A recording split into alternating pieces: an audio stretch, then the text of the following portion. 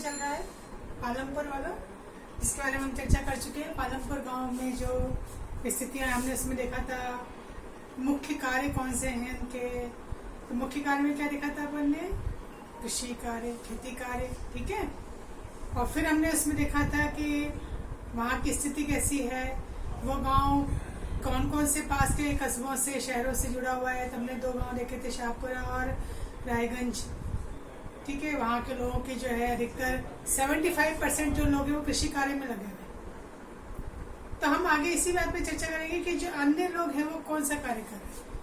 तो यहाँ पर 25% जो लोग हैं वो गैर कृषि कार्य में लगे हुए, मतलब कृषि के अलावा मतलब उनका कोई दूसरा कार्य है जो अपने जीवन यापन के लिए वो कर रहे हैं। बहुत सारे लोग कार्य करते हैं। तो यहाँ पर हम देखते हैं कौन कौन सी है क्रियाएं जो कृषि में नहीं आ रही, कृषि से बाहर रह करके कार्य करें, लेकिन इनका संबंध कृषि से भी जुड़ जाते हैं क्योंकि गांव में रह रहे हैं वो लोग। तो जैसे अपन कहते हैं डेयरी, तो डेयरी जैसे पशुपालन है, ठीक है। तो पशु भी क्या है कि चारा ही खा रहे हैं, तो एक तरह से हम उसको कृषि सहायक क्रिया कह रहे थे। तो यहाँ पे हम पहले लेते हैं डेयरी उद्योग जो, ठीक है। तो जिन लोगों के पास यहाँ पर पशु हैं, लोग पशु पालते हैं, गाय भी है, भैंस भी है, ठीक है। तो ये क्या करते हैं, घरेलू जो उनके पशु हैं उन पशुओं से जो है दूध निकाल करके उस दूध का वो व्यापार करते हैं, ठीक है। तो वो दूध क्या करते हैं, पास में जो इनके कस्बा है रायगंज शहर जो है वहां पे जाकर के इसको दूध को बेचते हैं। वहाँ के जो लोग हैं उसको दूध को उनको कहते हैं। अपने आप ही अपन देखते हैं कि गांव से लोग आते हैं, बड़ी बड़ी आपने देखा होगा इसमें टंकियों में भर करके दूध लेकर के आते हैं, फिर वो शहरों में बेचते हैं। और वहीं रायगंज में ही शाहपुरा के 2 व्यापारी हैं, उन्होंने क्या किया है कि इस दूध को जो है खराब होने से बचाने के लिए एक तो वहाँ पे इन्होंने संग्रहण केंद्र खोला है कि लोग वहाँ के जो गांव के लोग हैं पालमपुर के, वो वहाँ पर आकर के दूध लाते हैं, वो लोग वहाँ पे इकट्ठा करते हैं। उनके लिए बड़े बड़े जो है वहाँ पर जो साधन होते हैं, वहाँ पे सारा दूध इकट्ठा किया जाता है, फिर उस दूध को वो वहाँ पे वितरित भी करते हैं। और उन्होंने वहाँ पे एक तो दूध संग्रहण केंद्र खोल रखा है और एक शीतलन केंद्र, कोल्ड स्टोरेज जिसको अपन कहते हैं, ठंडा उसको बनाए रखना ताकि दूध खराब ना हो। फिर कहीं के इस दूध से प्रोडक्ट भी कुछ और जो है बना दिए जाते हैं। तो ये यहाँ पर एक तो गैर कृषि कार्य में कौन सा आ गया, डेयरी वाला आ गया। यहाँ पे कुछ व्यापारी हम इसको कार्य कर रहे हैं। दूसरा है लघु स्तरीय विनिर्माण, मतलब गाँव में ही कई लोग क्या करते हैं, छोटे छोटे से रोजगार जो है अपने खुद के कर लेते हैं। और उसमें विनिर्माण में छोटे छोटे से कार्य करना, जैसे उनकी सहूलियत के हिसाब से, जिसमें वो अपने परिवार के लोगों के साथ ही मिलकर के कार्य कर लें, ज़्यादा पूंजी की आवश्यकता नहीं हो, ज़्यादा मशीनों की आवश्यकता नहीं हो, घरेलू औजारों से ही कार्य हो जाए। तो ऐसे कार्य वो लोग जो है वहाँ पर करते हैं, जिसको पर कहते हैं लघु स्तरीय विनिर्माण। विनिर्माण में कच्चा माल तो उनको वहीं गाँव से ही मिल जाता है, उस कच्चे माल से वो नई चीज़ें जो है वो वहाँ पर बनाते हैं। तो यहाँ पर हालांकि लोग कम लगे हैं इस छोटे उद्योग में, 50 से भी कम लोग जो है वो विनिर्माण में लगे हुए हैं। फिर भी क्या करते हैं, विनिर्माण की जो मैंने अभी बताया सरल प्रक्रिया होती है, परिवार के लोग ही इसमें शामिल हो जाते हैं और वहाँ पे कच्चा माल भी इनको इजीली जो है मिल जाता है और उत्पादन की विधियाँ भी इनकी सरल है, कोई विशेष इनको महंगी मशीनें नहीं करनी पड़ती, ना महंगी पूंजी जो है वो इस पर इस्तेमाल करना पड़ता है। और पारिवारिक श्रम के द्वारा ये घर में खेतों में ये कार्य करते हैं। जैसे कि इन्होंने यहाँ पे 2 उदाहरण दिए कि कौन से लोग काम कर सकते हैं। जैसे अपन कहते हैं बहुत छोटे रूप में कोई टोकरी भी बनने का काम कर रहा है, तो उसका वहीं पे उसको कच्चा माल मिल जाता है, ठीक है। तो यहाँ पे इन्होंने एक उदाहरण दिया है, एक व्यापारी है मिश्री लाल नाम का, उनका गन्ने का, उसने गन्ने का जो है ना रस निकालने का उसका काम कर रखा है और उससे जो है वो वहाँ पर उसको बेचता भी है और उससे वो कुछ अन्य निर्माण भी करता है। जैसे गन्ने से क्या बनता है, गुड़ बनता है, तो उन चीज़ों का भी निर्माण करता है, फिर पास के शहरों में कस्बों में जाकर के और बेच के आता है। तो ये इसने एक छोटा सा घर में ही अपना उद्योग खोल रखा है, इसके लिए उसको ज़्यादा मशीनों की आवश्यकता नहीं, एक छोटे से उससे ही मशीन से ही उसका काम वहाँ पर हो जाता है। तो ऐसे एक व्यक्ति यहाँ पर एक करीम ने देखा कि यहाँ के पालमपुर के गांव के जो बच्चे हैं वो स्कूल की पढ़ाई पूरी करने के बाद कॉलेज के लिए कहाँ जाते हैं, शहर में जाते हैं। और शहर में ही वो वहाँ पर कंप्यूटर भी सीख रहे हैं, ठीक है, आगे बढ़ने के लिए और भी कई कोर्सेज कर रहे हैं। तो उसके मन में विचार आया, तो उसने क्या किया, एक अपने कंप्यूटर केंद्र यहीं पालमपुर में खोल लिया।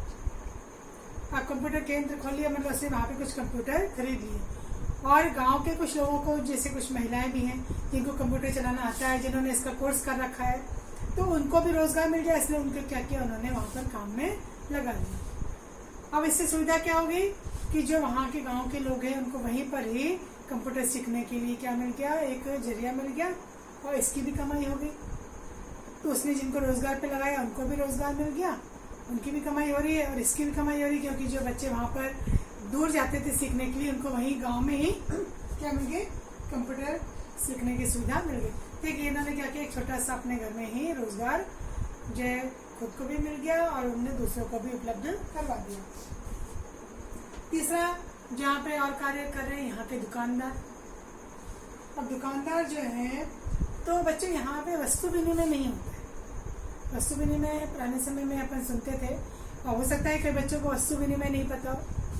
बच्चे पुराने समय में जब मुद्रा नहीं चलती थी ना, रुपया नहीं चलता था, तो उस समय लोग अपनी आवश्यकताओं की पूर्ति करने के लिए क्या करते थे, वस्तुओं का लेन देन करते थे।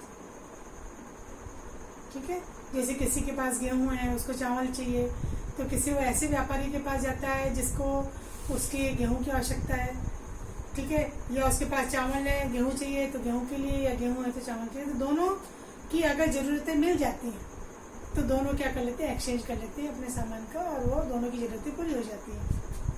पर इसमें बच्चों के में दिक्कत आती थी कि अब जरूरी नहीं कि जो चीज एक के पास है उसकी आवश्यकता दूसरे को हो, सहयोग होना जरूरी नहीं है। तो ऐसे में कई बार सहयोग नहीं हो पाता था, तो इसका अभाव होता था वहाँ पर, तो कई बार जो है उनके वस्तु विनिमय नहीं पूरा पाता, या कई बार मूल्य का निर्धारण नहीं हो पाता था। अब किसी के पास महंगी चीज है, ठीक है, उसको सस्ती चीज खरीदनी है, तो कैसे मूल्य का बंटवारा हो, क्या हो। या कई बार विभाजन की स्थिति नहीं होती थी, किसी के पास कोई बड़ी चीज है, उसको जैसे मान लीजिए किसी के पास पशु है, उसको उस पशु को बेच करके कुछ लेना है, तो उसके बराबर के मूल्य की चीज चाहिए, तो उसमें विभाजन में दिक्कत आती थी। तो एक कहने का तात्पर्य है कि यहाँ पे वस्तु विनिमय नहीं है। यहाँ के जो व्यापारी हैं वो क्या करते हैं कि जो शहरों की थोक दुकानें होती हैं जहाँ पे सस्ते में माल मिल जाता है, वहाँ थोक दुकानों से माल लेकर के आते हैं और यहाँ पर वो उसको जो है बाजारों में बेच देते हैं, गाँव के बाजारों में जो छोटे छोटे दुकानदार होते हैं ना, उनको वो बेच देते हैं। तो एक तरह से कहना चाहिए यहाँ पालमपुर में छोटी छोटी जो अपन कहते हैं किराने की दुकानें होती हैं, वहाँ सब चीज़ें मिल जाती हैं। अनाज भी मिल जाएगा, गेहूँ चावल है तो बिस्किट ब्रेड भी मिल जाएगा वहाँ पर, तेल भी मिल जाएगा, ठीक है, इसके अलावा स्टेशनरी का सामान भी मिल जाएगा, ठीक है, पेन है, पेंसिल है, और कई कई लोग कपड़े की भी दुकानें खोल लेते हैं। तो जो लोग थोक से लेके आते हैं सामान, वो यहाँ पर गाँव में बेच देते हैं, ठीक है। और कई कई लोगों ने तो क्या किया है कि एक जरिया देखा इनकम का, कि जो गांव के बस स्टैंड होते हैं जहाँ पे बसें आके रुकती हैं, तो वहाँ पे छोटी छोटी दुकानें खोल ली, किसी ने चाय की दुकान खोल ली, किसी ने कोई और छोटे मोटे सामान की दुकान खोल ली। तो इससे क्या होती है, वहाँ पर भी इनकी बिक्री रहती। तो बस स्टैंड के आसपास भी लोगों ने क्या कर लिया, अपनी दुकानें खोल ली। ये भी इनका क्या हो गया, आय का एक जरिया हो गया। फिर यहाँ पे परिवहन के साधन, परिवहन है ना, आना जाना, कहीं अभी अपन बात कर रहे हैं कि लोग पास के कस्बों में जाते हैं, ये ठीक है, या शहर में जाते हैं, तो कैसे जाते हैं, तो परिवहन के साधनों के द्वारा। तो यहाँ पर परिवहन हो रहा है पालमपुर और रायगंज के बीच में, या शाहपुरा जाना है तो उसके बीच में। तो लोगों ने क्या किया है, वहाँ पर जो यात्री जा रहे हैं या वस्तुएं जा रही हैं, उनका परिवहन करने के लिए कई ने अपनी गाड़ियाँ भी खरीद ली है। जैसे किसी के पास, किसी ने बस ले ली है, किसी ने छोटा ट्रैक्टर खरीद लिया है, या कोई छोटी बस ले ली है, तो उसके जरिए वो लोगों को एक जगह से दूसरी जगह ले जाते हैं, तो उनकी भी कमाई हो जाती है और यात्रियों को सुविधा भी हो जाती है। तो यहाँ पे एक व्यक्ति का वर्णन किया है, एक लड़का है किशोर, वो बेचारा मजदूर है, तो उसको कहीं से पता चलता है कि बैंक से ऋण मिल रहा है, तो बैंक से एक ऋण लेकर के और एक अपने आय के लिए भैंस खरीद लेता है, और उस भैंस का दूध जो है वो बेचता है। तो बाद में क्या करता है, वो जैसे आपने बैलगाड़ी रखी ना, तैसे वो भैंस की भी एक गाड़ी वहाँ पर वो बना लेता है, और उसमें भी वो उसमें लोगों को बिठा करके और एक जगह से दूसरी जगह जो है वो ले जाता है। तो उसको क्या सुविधा हो गई, बैंक से उसको कर्ज भी मिल गया और उसका काम भी वहाँ पे चल गया, उसकी कमाई भी हो रही है। तो वो उसने भैंस का दूध का भी व्यापार कर रहा है और उसके पीछे गाड़ी लगा करके और लोगों को एक जगह से दूसरी जगह ले जाने का कार्य भी कर रहा है। तो ये जो यहाँ पर कार्य है, ये गैर कृषि कार्य, बस सारे के सारे लोग कृषि में नहीं लगे, कुछ लोग अन्य व्यापार भी वहाँ पर कर रहे हैं। तो ये पालनपुर गांव में गैर कृषि कार्य क्रियाएं भी चल रही।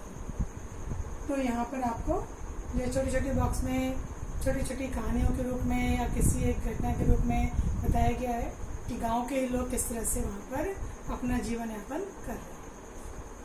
तो इसको आप देख लेना, गैर कृषि क्रियाओं में कौन कौन सी क्रियाएं आ रही है।